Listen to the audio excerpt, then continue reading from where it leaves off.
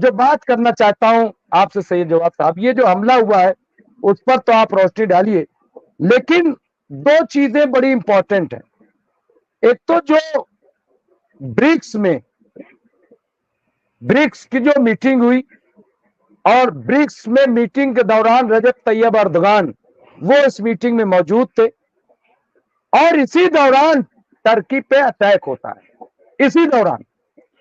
और इसमें बहुत बड़ा फैसला हो रहा था। ये जो ब्रिक्स की मीटिंग है जिसको लोग शायद न समझ रहे हो, लेकिन मैं समझता हूं कि अमेरिका और इजराइल पे सबसे बड़ा अटैक यही था जो बहुत ही खामोशी से किया गया। और एक करेंसी भी, ये कोई मामूली मीटिंग नहीं थी, मैं दिखा रहा हूं आपको। ये जो मीटिंग है इसमें नरेंद्र मोदी जी भी नजर आ रहे हैं, आप देखिए। तो ये गैर मामूली मीटिंग थे, मैं आपको बता रहा हूं। इसमें आप देखिए कि कैसे कैसे चेहरे जो हैं वो इसमें शामिल हैं और इसलिए इस मीटिंग की बड़ी अहमियत थी। और दूसरी जो बहुत बड़ी बात मैं बताने जा रहा हूं वो है ये एक करेंसी जो सामने, उसका एक चेहरा करेंसी सामने आई है। इसमें ताजमहल आप देखिए, भारत शामिल है और कई मुल्क जो है उसमें शामिल है। आप देखिए इसको, ये जो नए वर्ल्ड ऑर्डर की बात हो रही थी, मैं समझता हूं कि ये उसका एक चेहरा, ये नई करेंसी जो डॉलर को चैलेंज करेगी आने वाले दिनों में। और अगर ऐसा हुआ तो मैं समझता हूं कि नया वर्ल्ड ऑर्डर भी बनेगा और नई करेंसी के साथ डॉलर का स्वाहा भी हो जाएगा। ये चीज तो ये मैं जवाद साहब से बात करूंगा। जवाद साहब कैसे देखते, पहले तो थोड़ी अपडेट्स मैं आपसे जरूर लेता हूं जब आप आते हैं, क्योंकि आपके अपडेट्स थोड़ा सा एक मुख्तलिफ, और उसके बाद हमला और हमले के बाद ये पूरी जो है वो। बहुत बहुत शुक्रिया मुमताज आलम साहब, आपने मेरा तारुफ करवाया। थोड़ी तबीयत नासाज है मेरी और उसके बावजूद मैंने आने की कोशिश की है। देखिए, जो आपने जी, जो अभी आपने जिस करेंसी का जिक्र करा, जब ये इंट्रोड्यूस होगी तो उससे पहले पहले पूरी जंग अजीम 3 जो है वो स्टार्ट ही है, लेकिन वो और पैमाने पे स्टेज, जो मैं कहता हूँ कि अभी स्टेज 1 2 3 4 5 6 7 8 9 और 10 11 तक जाएगी। ये जैसे जैसे दूसरे ममालिक इसमें आते जाएंगे वैसे वैसे इसकी स्टेज जो है वो बढ़ती चली जाएगी। रही बात नई अपडेट के मुताल्लिक से, तो अपडेट के मुताल्लिक से ये है कि ईरान के ऊपर हमला करने के बाद जिस तरीके से ईरान ने इजराइल के पूरे हमले को जो है वो अपने डिफेंस सिस्टम से रोक दिया है, और वो डिफेंस सिस्टम जो है S-400 जो रूस का है उससे रोका गया, तो उसकी जो डिमांड है पूरी मार्केट के अंदर वो बढ़ गई, जिसकी वजह से ये हुआ है कि इन्होंने जल्दबाजी में एक स्टेप लिया और अपने को बार बार अपनी जनता को ये दिखाने के लिए कि देखो हमने रिटेलिएट कर दिया है। लेकिन आप देखिए कि इंटरनेशनल मीडिया से 4 घंटे के अंदर अंदर ये पूरी न्यूज जो है ये वॉश आउट कर दी जाती है। ये इसलिए वॉश आउट करी जाती है कि ताकि जो इजराइल अपनी डींगे हाँक रहा था कि हम आपकी ऐसा हमला करेंगे, ऐसा जवाब देंगे ईरान को कि आने वाला वक्त जो है वो याद रखेगा और तमाम तरीके की चीजें हो जाएंगी, ऐसा कुछ नहीं। और बाद में अमेरिका के थ्रू और दूसरी दीगर ममालिक के थ्रू ये कहलवाया गया कि जो है, माफ करिएगा, कि अब जो है ईरान ज्यादा हमला ना करे, हमने कर लिया। और इन्होंने हमला करा कहाँ है? उनके छोटे छोटे मिलिट्री बेसिस पे। बहुत ज्यादा ईरान का नुकसान नहीं हुआ। चीजें जिस तरीके से ईरान ने टारगेट करके जहां जहां चाह रहा था वहां वहां मिसाइल गिराए और 90% मिसाइल जो है अपने एम के ऊपर हिट करे। और इसीलिए देख लीजिए कि इंटरनेशनल मीडिया से ये रिपोर्ट ही नहीं करने दे रहा है कि इजराइल के अंदर हो क्या रहा है। लेकिन तीसरा सबसे बड़ा अब यह है कि ईरान के अंदर जो लोग हैं वो बहुत ज्यादा एग्रेसिव नेचर में और खुशियां मनाने के उससे हैं कि ईरान ने अपने डिफेंस सिस्टम जो रूस के साथ शेयर करी, जो इंफॉर्मेशन करी थी, वो बाकायदा सही साबित हुई। और ईरान इस मोर्चे पे जो है वो लामबंद है कि वो रिटेलिएट कर सकता। अब तक जितने भी दीगर मुसलमान कंट्रीज हैं वो इस तरीके का जवाब नहीं दे पाए जिस तरीके का ईरान ने जवाब दिया है। तो साथ ही साथ ईरान की एक ताक बढ़ गई है ओआईसी के अंदर कि भाई मुकाबला कर रहा है। और तुरंत रिटेलिएट करता है। ऐसा नहीं कि देरी करी जाएगी कि महीनों की प्लानिंग होगी चीजों, इधर आपने हमला करा, उधर उसने रिटेलिएट करा। हाँ, तब के ये देखा जाए कि लेबनान के हमले के बाद बहुत जल्द जो है ईरान ने हमला कर दिया था, फौरन जवाब दिया था हसन नसरुल्लाह साहब को शहीद करने के बाद। लेकिन इनको आप देख लिए, डींगे हाँकने के बाद इन्होंने क्या करा, ये गए अपने एयरक्राफ्ट, मिसाइल और तमाम तरीके की चीजें लेकर के, और तो और जो S-400 रूस का लगाया हुआ था डिफेंस सिस्टम, जो इनके तैयारे गए S-35, उनकी भी मार्केट वैल्यू खत्म हो गई, जिसको लेकर के अमेरिका ये कह रहा था। और आपको ये बता दूं कि नेटो जो है वो अमेरिका के साथ मूव कर रही है, इस चीज को समझ लीजिए।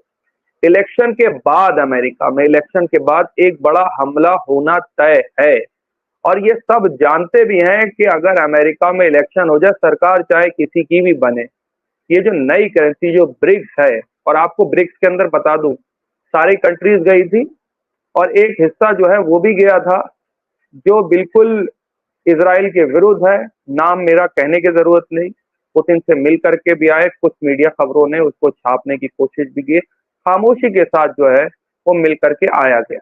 कौन लोग मिल करके आए, मेरा इशारा समझिए। चौथी सबसे बड़ी अपडेट ये है कि अब सबसे बड़ा अगर हमला आप देख रहे हैं तो अब वो इजराइल के अंदर लोगों ने ही करना चालू करा।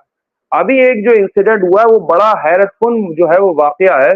वो वाकया ये है कि ईरान के अंदर लोगों ने ही मिलिट्री की जो बस थी उसके ऊपर ट्रक चढ़ा दिया एक शख्स, उसमें बहुत बड़ा नुकसान हुआ है। और वो नुकसान इस तरीके का है कि वो उनको समझ में नहीं आ रहा कि हम बाहरी दुश्मनों से लड़ रहे, लेकिन दुश्मनी धीरे धीरे जो है वो अंदर खाने भी बढ़ रही, लोगों के बीच है, वो अपने बच्चे अपनी औलादे जो है वो वहां जंग के अंदर भेजना भी चाह रहे हैं। नहीं तो जवाब साहब एक चीज क्लियर कर दीजिए, इसको वहां की पुलिस ने बताया है कि ये आतंकवादी हमला है, क्या वाकई जानबूझ करके ये हुआ है? अच्छा, वो इलाका जो है बहुत सेंसिटिव है, वहां बताया गया है कि ये जहाँ भी हादसा हुआ है, जहाँ 40 लोग जख्मी हुए, जी 6 बहुत शदीद जो है बहुत उनकी हालत गंभीर है, और ये इजरायली खुफिया एजेंसी मोसाद का हेडक्वार्टर है यहाँ पास। यहाँ पर IDF की कई जो खुफिया एजेंसियां हैं उनके यहाँ पे अड्डे हैं। High profile signal intelligence group unit 8200 भी यहाँ पे है। तो क्या वाकई ये ऐसा मुमकिन है? क्योंकि वहां की पुलिस ने कहा यह आतंकवादी हमला है, या बौखलाहट है, घबराहट है, क्या ड्राइवर को मार दिया? देखिए देखिए क्या है, अब इजराइल के जो लोग हैं, जो वहां पे यहूदी है, अब आप देखिए अच्छी खासी काम कर रहे हैं, उनकी रातों की नींद हराम, हफ्ता हफ्ता भर से सो नहीं रहे। आपके पास कितना पैसा हो, दौलत हो, चीजें हो, सब कुछ हो, और आपसे ये कहा जाए कि आपको 2 रातों के लिए सोना नहीं, आप सारी कीमत अपनी पे करने के लिए तैयार होंगे और कहेंगे मुझको मुकम्मल नींद जो है सोने दो, मुझे एक एक दिन 2-2 दिन के लिए सोने दो। हैरत की बात यह है, जो लोग बड़ा अपने आप को इंटेलेक्चुअल कहते थे या बताते थे हम टेक्नोलॉजी में, वो टेक्नोलॉजी फेल हो गई है। मैं आपसे लगातार कह रहा हूं, जो इजराइल का एयर डिफेंस सिस्टम था, चाहे उनका आयरन डोम हो गया है, चाहे डेविल स्टिक हो गई, ये सारे जो है ये 25-30 साल पुरानी टेक्नोलॉजी थी, अब वो फेल हो चुकी है। उसकी जगह पर रूस और चाइना को अब टेक्नोलॉजी में कोई मात नहीं दे सकता। आने वाला वक्त जो है वो चाइना का है, रूस का है, आप देखिए इंफॉर्मेशन एंड टेक्नोलॉजी का है, IT इंडस्ट्री का है। और आप देखिए जिस तरीके से चाइना ने हाइपरसोनिक मिसाइल बनाई, जिसकी मैं बात करता हूँ, वो आवाज से 10 गुना ज्यादा तेजी के साथ जो है वो उनके पास हाइपरसोनिक मिसाइल है, रूस के पास है। रूस ने ये कारनामा करके दिखा भी दिया कि इजराइल जिस टेक्नोलॉजी पर, जिस प्रोफेशनलिज्म के नाम से जाना जाता था, वो पूरी दुनिया के सामने इस वक्त शर्मसार हुआ है, और उनकी कलई जो है वो खुल गई है। दूसरी सबसे बड़ी कलई जो खुली है वो शायद वो UN की खुली है। अब UN के अगेंस्ट में रूस जो है वो अपना एक धड़ा बना रहा है, नई करेंसी जिसको मैंने कहा था इंट्रोड्यूस होने वाली है। तो उस करेंसी इंट्रोड्यूस होने के बाद UN की जो है वो भी धज्जियां उड़ने जा रही। UN के अंदर जो लगातार आप देख रहे हैं जिस तरीके से बार बार करारदाद की धज्जियां उड़ाई गई, पीस कीपिंग फोर्सेस पे जो है वो हमला करा गया, उसके बावजूद भी अमेरिका चुप है, UN चुप है, और बाकायदा इजराइल आकर के धमका रहा है। बर्फ स्केल होने क्या जा रहा है। मैंने आपसे कहा था वॉर एक्सकेलेट करेगी, पहले गाजा, लेबनान, ईरान, फिर मिडिल ईस्ट, फिर पूरा मिडिल ईस्ट। और आप देखिएगा, मैं बार बार कहता हूँ इस चीज को कि जो उनकी दो लाइनें हैं ना, एक उनके झंडे पे ऊपर ब्लू लाइन है, एक नीचे लाइन है, बीच में स्टार ढके हुए, एक है दरियाए नील इजिप्ट, एक है दरियाए फुरात। उनको अपना इलाका लेना है। और ये पूरी वॉर का नैरेटिव जो है वो एक तरफ है कि 3000 साल पहले ये जगह हमारी थी, इस पे हमारा जो है वो अधिकार बनता है और वो हमको लेना है जंग करके, चाहे इसमें किसी की जान जाए, चाहे इसमें किसी का माल जाए, चाहे दुनिया नेस्त नाबूद होती है तो हो जाए, जितना बड़ा माशी नुकसान होना है तो हो जाए। इस सन की पागल भरी विचारधारा को जो विकसित देश है या डेवलपमेंट करना चाहते हैं वो इस चीज को समझते हैं, इसीलिए वो अमेरिका के पंजे से धीरे धीरे निकल रहे हैं। और देखिए, ये मैं इसको लोग कह रहे हैं कि ब्रिक्स है, मैं इसको कह रहा हूँ ये ब्रिक्स प्लस है। अब आप देखिए, नेटो का जो सदस्य है वो तुर्की भी है, और उसके बाद जो है वो ब्रिक्स में जाता है और रूस के समक्ष जाकर के खड़ा होता है। इससे ये अंदाजा लगता है और फौरन हमला होता है। इसके बाद तुर्की को निकालेंगे, निकालने के बाहर खड़ा करेंगे, बाहर खड़े करने के बाद तुर्की की तरफ हमलावर होंगे। और मैं फिर कह रहा हूँ, अखाड़ा जो है वो शाम है, रूस है, रूस के पीछे चाइना है, ईरान है, और एक तरफ पूरी यूरोपियन कंट्रीज। यूरोपियन कंट्रीज के सामने अब सबसे बड़ा बुरान ये है जो डॉलर है, उसकी कीमत जो है वो ज़मीबोस होने जा रही है, और जो नई कंट्री इंट्रोड्यूस हो रही है उसकी तरफ लोग ज़्यादा जाएंगे। जो बैंकिंग सिस्टम है, जो निज़ाम बनाया हुआ है अमेरिका ने और ख़ास तौर पे इन ज़ायनिस्ट मूवमेंट ने, वो अब निज़ाम तड़म भड़म होने जा रहा है। और उसके लिए जल्द से जल्द एक अजीम जंग जो है वो स्टार्ट करना है, और वो स्टार्ट होगी, नई जंग होगी, नई टेक्नोलॉजी होगी, नए साइबर वॉर्स होंगे, और जिस तरीके से माशी और सामाजिक तौर पे एक बुरहान मचेगा, उसके लिए दुनिया को तैयार होना। बहुत अफसोस के साथ कहना पड़ता है कि जंग हो रही है, रुकेगी नहीं रुकेगी। जंग कोई नहीं रोक सकता, जंग स्टार्ट तो कर सकते हैं, जंग किसी के हाथ में नहीं होती।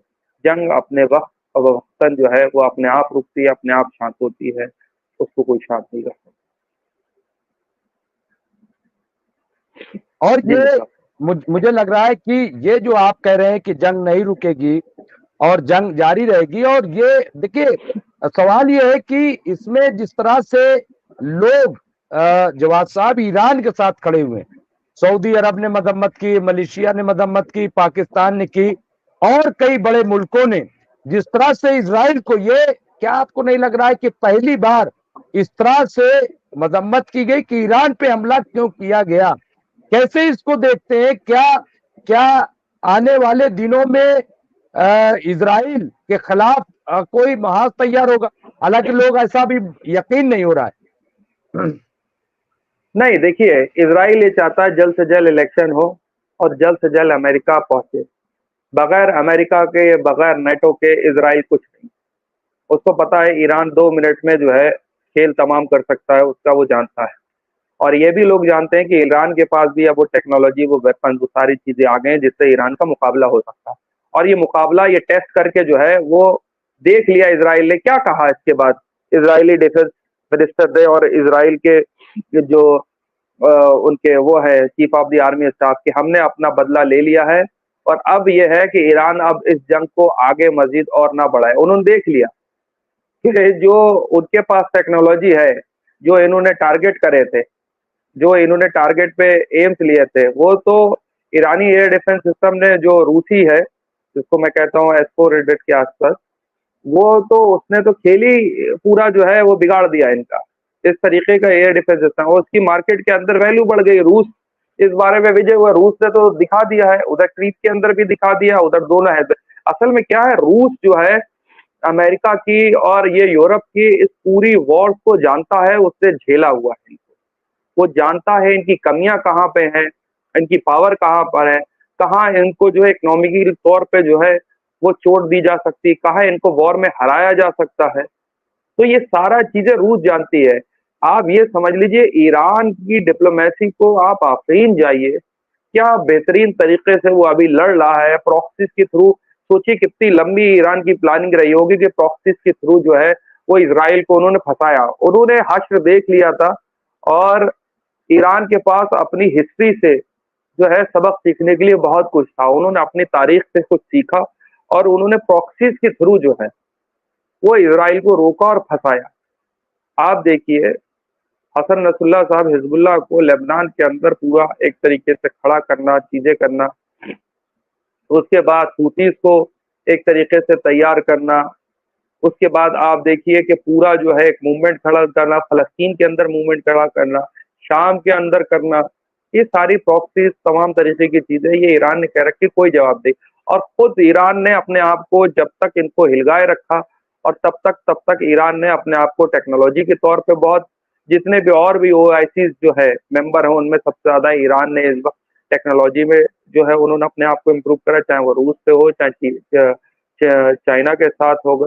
उसके बाद उन्होंने अपने आईटी को मजबूत करा, उसके बाद उन्होंने अपनी जो फिजाई है, ठीक है, फौज है, उसको भी उन्होंने ट्रेन करा, सीखा करके। जो उनके पास फाइटर है, फाइटर प्लेन है, वो जवाब देने के लिए काफी है इस वक्त। जो आप बता रहे थे स्टिल जो अमेरिका के पास है, जिसकी स्पीड बताई जा रही थी, सुनने में ये आया कि वो भी यूज हुए हैं, लेकिन उनको रोका गया है और तमाम तरीके की चीजें, मार्केट जो उनकी थी, वो जो उनके मार्केट का एक सिस्टम था, वो जो है वो इस वक्त जमी बोस हुआ, उसकी मार्केट वैल्यू बहुत गिरी है। रूस का जो वेपन है, रूस के अंदर जो उसकी एक मार्केट है, तो देखिए कितने जबरदस्त तरीके के हुए। और इनके मरकावा टैंक की क्या बात करूं, अभी फिर जो है जो हिजबुल्ला है उससे लगभग 6 जो है मरकावा टैंक जो है इनके तबाह करे। अगर एक मरकावा टैंक के अंदर 3 से 4-5 लोग ले ले तो 20 से 25 लोग तो इनके ऐसे ही जाया हो गए। बताते हैं 25 मरेंगे तो बताएंगे 5 मरे, इस तरीके का झूठ भी है, कोई अपनी तरफ की इंफॉर्मेशन नहीं। और डर का आरंभ यह है इसराइल के अंदर खास तौर पे कि वहां की आवाम जो है वो रातों की नींद की है, वो एक अलग तरीके की बीमारी के अंदर मुब्तला हो रहा है, जहरी बीमारी के अंदर मुब्तला हो रहा है। तभी तो देखिए आपने उसने जाकर ट्रक चढ़ा दिया, रातों की नींद हराम है, उनके बच्चे शहीद हो रहे हैं। जिस तरीके को उन्होंने वादा करा था, प्रॉमिस करा था कि हम वो हमला करेंगे, ईरान को सबक सिखा देंगे, चीजें करा देंगे, कहाँ सबक सिखा पाया? आपने हमला कर दी। हाँ, हमला होना है, जंग तो होनी ही होनी है, अमेरिका में इलेक्शन हो जाए।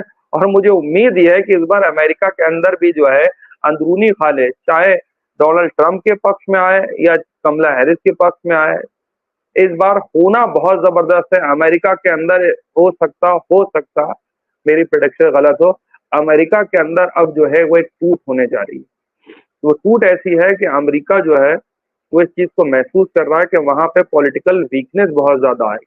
और जिस तरीके का आपने देखा कि डोनाल्ड ट्रंप को रोकने के लिए पूरा सिस्टम जो है वो लग गया, इंटरनल सिस्टम लग गया, उसके बावजूद भी रोक नहीं पाए, उसकी पॉपुलैरिटी को रोक नहीं पाए।